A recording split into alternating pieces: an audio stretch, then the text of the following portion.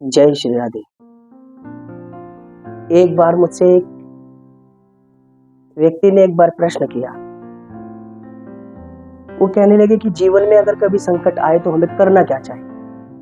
हम क्या ऐसा करें जिससे कि हम संकट से मुक्त हो जाएं, संकट हमारे समीप ना हो या संकट से हम ना घबराएं।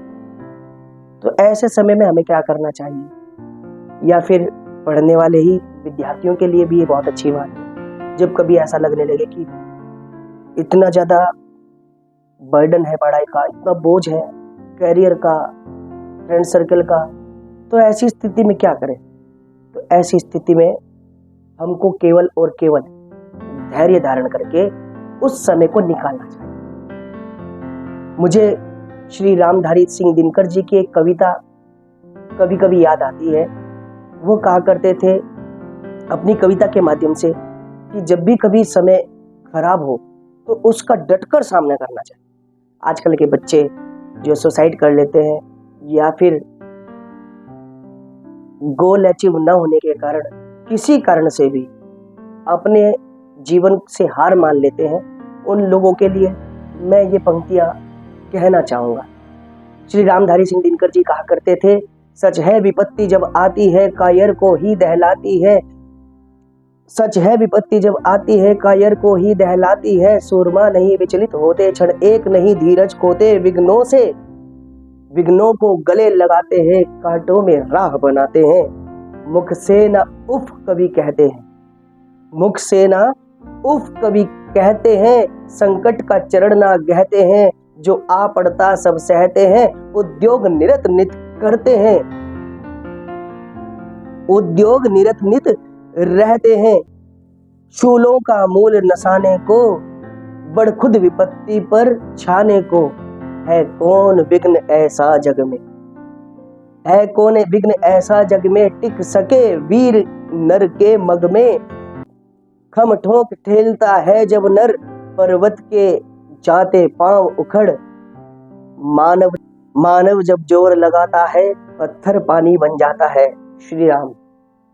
श्री राम ने मानवीय रूप धारण करके इस संसार को वो कर दिखाया जो भूतो न भविष्यति। एक समय था श्री राम पर विपत्ति थी मानवीय रूप, वैसे हमारे प्रभु हैं, हमारे वंदनीय हैं, लेकिन उस समय ऐसी स्थिति में हमारे श्री राम ने वो कर्तव्य करके दिखाया कि मानव जब जोर लगाता है तो पत्थर पानी बन जाता है।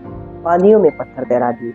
तो ऐसे समय में, ऐसी स्थिति में मानवीयता को धारण करना चाहिए, पॉजिटिविटी को गेन करना चाहिए।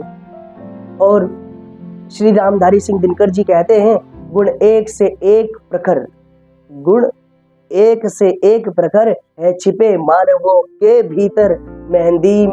मेहंदी में जैसे लाली हो, वर्तिका बीच उजियाली हो। बत्ती जो नहीं जलाता है, रोशनी नहीं वह पाता है। इसलिए ज्ञान का प्रकाश, अपनी आत्मा के प्रकाश को प्रकाशित करना चाहिए। जो व्यक्ति लाइट का स्विच ऑन नहीं कर सकता, वो क्या रोशनी ढूंढे। इसलिए अपने जीवन के प्रकाश को प्रकाशमान करें, अपनी बुद्धि को प्रकाशित करें। और एक निवेदन हम आपसे करें, पीसा जाता है जब इक्षुदंड, गन्ना जब पीसा जाता है तो पीसने के बाद और ज्यादा मीठा रस निकालता है। पीसा जाता है जब इक्षुदंड, झरती रस की धारा अखंड। मेहंदी जब सहती है प्रहार, बनती ललनाओं का श्रृंगार।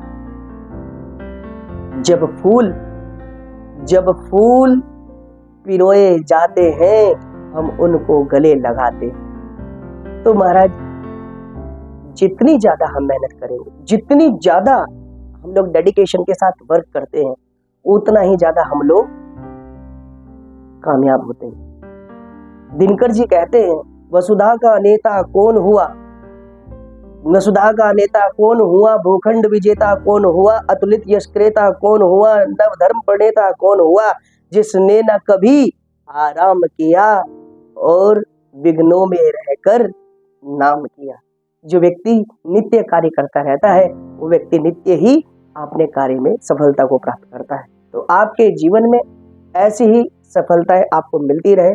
और आप अपने जीवन को नित्यता से जीते रहे, सकारात्मक रहे, अच्छा जीवन जिए, सकारात्मक सोच के साथ जीवन में उन्नति को प्राप्त करें। सभी को जय श्री राम।